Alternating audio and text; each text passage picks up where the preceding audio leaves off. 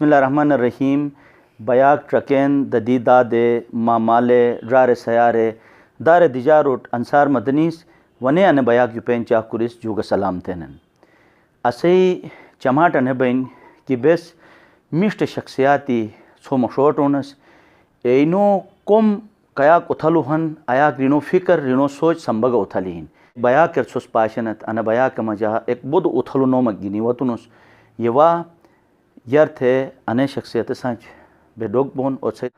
سب سے پہلے آپ کا میں بہت ہی مشکور ہوں چونکہ آپ بہت زیادہ مصروف ہیں اور وقت دیا بیاک کی زینت بنے. اور ظاہر ہے بزرگوں سے اہل علم سے اہل ادب سے جو تحفہ ملتا ہے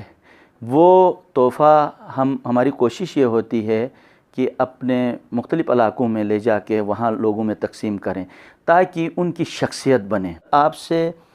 گزارش ہم یہی کریں گے کہ اس وقت جو اہل علم سے نئی نسل کو یعنی مختلف مصروفیات کی وجہ سے دور رکھا گیا ہے، اس دوری کو ختم کرنے کے لیے آپ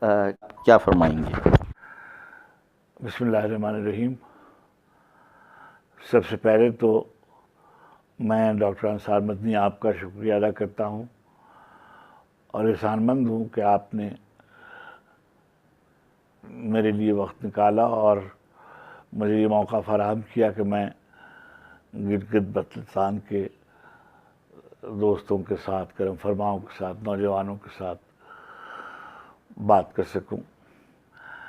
مجھ کو کئی دفعہ پاکستان میں اور پاکستان سے باہر جانے کا اتفاق ہوا ہے. میں بغیر کسی تذبذب کے یہ کہہ سکتا ہوں کہ گلگت بلتستان کا جو علاقہ ہے وہ دنیا کے خوبصورت ترین علاقوں میں ایک علاقہ ہے. ایسے تاریخی خطے اور اس قدر خوبصورت تاریخی خطے دنیا میں بہت کم دیکھنے میں آتے ہیں. پھر محبت کرنے والے لوگ، اخلاص سے پیش آنے والی قوم وہاں بستی ہے. صدیوں کو محیط روایتیں ہیں جو آج بھی اس معاشرے میں پائی جاتی ہیں. مجھے گلگت میں اور سکردو میں اور شگر میں کئی دفعہ جانے کا اتفاق ہوا اور میں نے وہاں مقاصدے اور مشاعرے اور ادبی پروگراموں میں شرکت کی اور وہاں کے دوستوں اور ساتھیوں سے کئی دفعہ ملاقات کا موقع فراہم ہوا. بدل رہا ہے معاشرہ اور پہلے کے مقابلے میں وہ علاقے بہت ترقی کر رہے ہیں اور میں دیکھ رہا ہوں کہ تعلیمی اعتبار سے بھی اور جدید تعلیمی معیار کے اعتبار سے بھی وہاں کے بچے، وہاں کے نوجوان لڑکے لڑکیاں سامنے آ رہے ہیں اور پہلے کے مقابلے میں ان کا خواندگی کا جو تناسب ہے وہ اس میں بھی اضافہ ہوا ہے. پاکستان کے مختلف علاقوں میں ہمارے گلگت بلتستان کے نوجوان کام کر رہے ہیں اور میں نے دیکھا ہے یونیورسٹیز میں بھی ان کی ایک بڑی تعداد موجود ہے جو حصول علم کے لیے اپنے علاقے سے پاکستان کے مختلف شہروں میں آئی ہوئی ہے. ملک سے باہر بھی بہت سے نوجوان میں نے دیکھے جن کا تعلق گلگت بلتستان سے ہے. آسٹریلیا میں مجھے بہت سے دوست ملے اور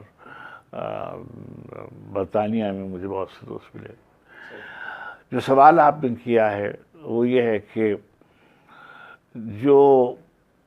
مادی مجبوریاں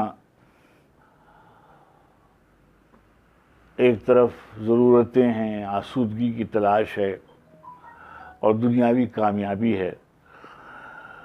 تو معاشرے کو یہ بتا دیا گیا ہے کہ اصل میں جو کامیابی ہے وہ معاشی کامیابی ہے. تو جو نوجوان ہے وہ اچھی ملازمت کے حصول کے لیے، اچھی تنخواہ کے حصول کے لیے کوشاں رہتا ہے اور اس میں جو علم ہے اور ادب کی دوسری ادب اور فنون کی جو جہتیں ہیں وہ صرف نظر کرتا ہے، اور پورے وقت وہ اپنے نصاب کی کتابوں میں الجھا رہتا ہے اور ترقی کی تگ و دو میں الجھا رہتا ہے۔ یہ ایک ایسا المیہ ہے جو پوری تیسری دنیا پر ہے، مگر آسودگی کے بعد اس کو پتہ چلتا ہے کہ صرف یہ جو دنیاوی آسودگی ہی اطمینان کا سبب نہیں بنتی، بلکہ انسان کو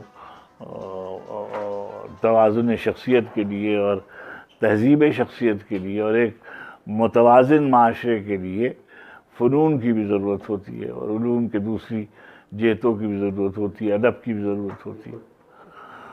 تو میں سمجھتا ہوں کہ آپ دیکھیے پہلے کے مقابلے میں اب ادبی صورتحال گلگت کی اور بلتستان کی بھی بدل رہی ہے، اور زبان کے حوالے سے بھی اور علوم کے حوالے سے بھی وہاں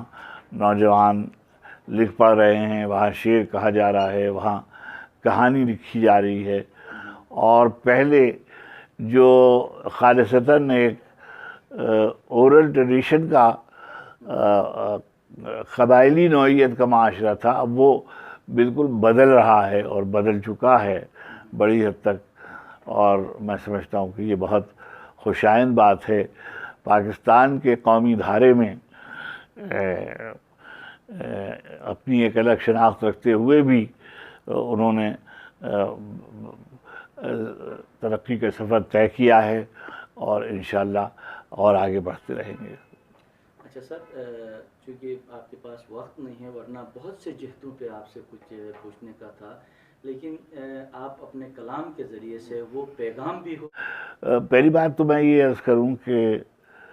کوئی تبدیلی کوشش کے بغیر نہیں ہے، زندگی میں کوئی شارٹ کٹ نہیں ہے، محنت کیجئے، محنت کا کوئی متبادل نہیں ہے، لگاتار محنت کیجئے، وقت کی قدر کیجئے، وقت کو جتنا اچھا آپ مینج کریں گے، جیسا اس کو مرتب کریں گے اپنی زندگی میں، اتنی ہی آپ کی زندگی کا سفر آسان ہو جائے گا۔ اور میں سمجھتا ہوں کہ دعا کیجئے، اللہ کے رسول علیہ الصلاۃ والتسلیم بدر کے غزوے کے موقع پر فوجوں کو آراستہ بھی کر رہے تھے اور دعا بھی مانگ رہے تھے کہ پروردگار عالم اہل اسلام کو محفوظ رکھے اور اس کو سرخرو کرے۔ تو دعا بھی کیجئے اور محنت بھی کیجئے، محنت کا کوئی بدل نہیں ہے۔ میں بار بار یہ کہتا ہوں کہ آسمانوں پر نظر رکھ، انجم و مہتاب دیکھ، صبح کی بنیاد رکھنی ہے تو پہلے خواب دیکھ۔ تو جو لوگ خواب دیکھتے ہیں، ڈریمرز جو ہیں زندگی میں، وہ بہت ضروری ہیں۔ اپنے لیے ایک مقصد، ایک ہدف مقرر کیجئے، اور پھر اس ہدف تک پہنچنے کے لیے اپنے ظاہری اور اپنے شخصی توانائیوں کو یکجا کیجئے، وسائل کو یکجا کیجئے، اور اپنے لیے ایک روڈ میپ بنائیے کہ اس ہدف تک پہنچنے میں ہم ایک سال میں کتنا سفر طے کریں گے، اور پھر دوسرے سال میں ہم کتنا سفر طے کریں گے، اور ہم کتنے عرصے میں اس ہدف کو پا لیں گے۔ تو یہ بہت ضروری ہے۔ ہمارے ہاں وقت کی قدر نہیں کی جاتی، اور بس ایک دفعہ ملازم ہو گئے اور بس ڈھیلے پڑ جاتے ہیں، اور پھر چلتے چلے جاتے ہیں، اور ایک طرح کی تساہل اور ایک طرح کی کاہلی۔ اور میر کا ایک شعر ہے کہ آسودگی سوختہ جانا ہے قہر میر۔ یہ جو ایک آسودگی ہے، یہ بڑا بازار ہے، دامن کو ٹک ہلا کے دلوں کی بجھی ہے آگ۔ آگ جو ہے برننگ فائر آپ کے اندر رہنی چاہیے، آگ جلتے رہنا چاہیے، شعلے بہم ہونے چاہیے، اسی سے آپ اسی کی روشنی میں کچھ زندگی کو کامیاب کر سکتے ہیں، کچھ حاصل کر سکتے ہیں۔ میں نے ایک مشکل وقت میں دعائے کمیل کا ایک فقرہ کہہ لیجئے، کلمہ کہہ لیجئے، یا سریع الرضا اغفر لمن لا یملک الا الدعاء، اے جلدی راضی ہو جانے والے رب، میرے پاس مجھے بخش دے، مجھے معاف فرما دے، میرے پاس دعاؤں کے علاوہ اور کوئی ہتھیار نہیں ہے، لا یملک الا الدعاء، کوئی چیز میرے پاس، میری ملکیت نہیں ہے بجز دعا کے۔ تو اس کا میری نظم کا عنوان ہے اور یہ میں آپ کو سناتا ہوں۔ یہ دنیا ایک سور کے گوشت کی ہڈی کی صورت کوڑیوں کے ہاتھ میں ہے، اور میں نان و نمک کی جستجو میں در بدر قریہ بقریہ مارا مارا پھر رہا ہوں، ذرا سی دیر کی جھوٹی فضیلت کے لیے ٹھوکر پہ ٹھوکر کھا رہا ہوں، منزل عز و شرف سے گر رہا ہوں، اور میری انگشتری پر یا علی لکھا ہوا ہے، مگر انگشتری پر یا علی کندہ کرا لینے سے کیا ہوگا، مگر انگشتری پر یا علی کندہ کرا لینے سے کیا ہوگا کہ دل تو مرحبوں کی دسترس میں ہے، مسلسل نرغے حرص و حوث میں ہے، وہ عالم ہے کہ آنکھیں دیکھتی ہیں اور دل سینوں میں اندھے ہو چکے ہیں، اور ایسے میں کوئی حرف دعا ایک خواب بنتا ہے، کبھی سلمان آتے ہیں، کبھی بوزر، کبھی قمر، کبھی میسم میری ڈھارس بندھاتے ہیں، کمیل آتے ہیں، کمیل آتے ہیں، کہتے ہیں پکارو افتخار عارف، پکارو اپنے مولا کو، پکارو اپنے مولا کے وسیلے سے، پکارو اپنے مولا کے وسیلے سے، پکارو اجیب الدعوت الدائی کا دعویٰ کرنے والے کو پکارو۔ کمیل آتے ہیں، کہتے ہیں پکارو افتخار عارف، پکارو اپنے مولا کو، پکارو اپنے مولا کے وسیلے سے، پکارو اجیب الدعوت الدائی کا دعویٰ کرنے والے کو پکارو۔ یہ مشکل بھی کوئی مشکل ہے، دل چھوٹا نہیں کرتے، کریم اپنے غلاموں کو کبھی تنہا نہیں کرتے، کبھی رسوا نہیں کرتے۔ یہ دنیا ایک سور کی گوشت کی ہڈی کی صورت کوڑیوں کے ہاتھ میں ہے، اور میں نان و نمک کی جستجو میں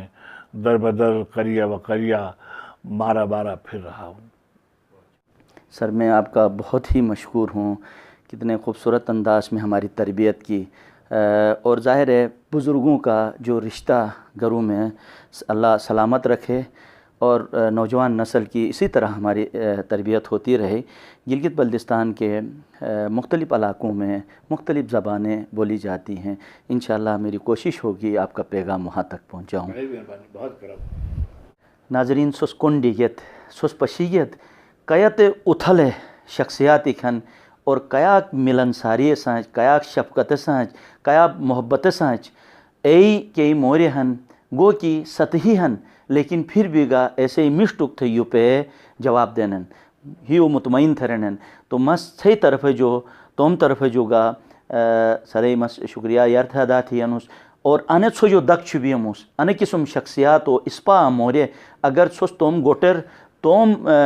متر اگر ارو دشتی یت تو اسے علاقو جو اسے گوٹے جو چٹار دور بھئی ایسر مشٹار جلی جئی، اور اسے علاقو جو اسے گوٹے جو ان قسم شخصیات و شکل مجا معاشرائے گا خدمت تھن، علاقائے گا خدمت تھن، ملک و ملتے گا خدمت تھن۔ انی موری گنی افتخار عارف صاحب بیا کے جو اجازت دکھموس نے نائی بیا کے کرنے مشٹ اونشک گنی سے خدمتر حاضر بم آیاک بوسن تو میزبان انصار مدنیت اجازت دا، خدا حافظ۔